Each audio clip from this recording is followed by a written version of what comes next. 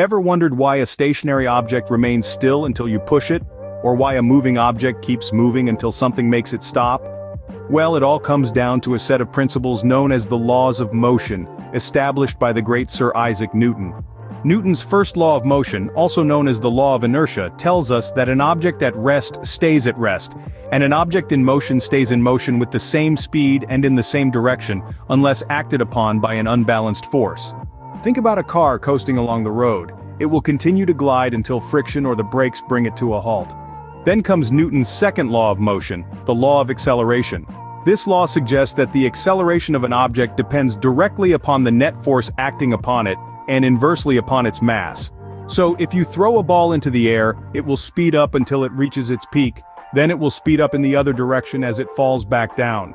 That's gravity in action, a force pulling the ball towards the earth. Lastly, Newton's third law of motion, the law of action and reaction. This law states that for every action, there is an equal and opposite reaction. So when a rocket is launched into space, the force of the gases from the burning fuel pushing against the ground propels the rocket upwards.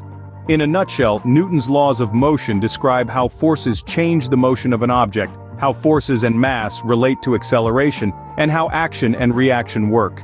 They are fundamental to our understanding of how things move and interact in the universe.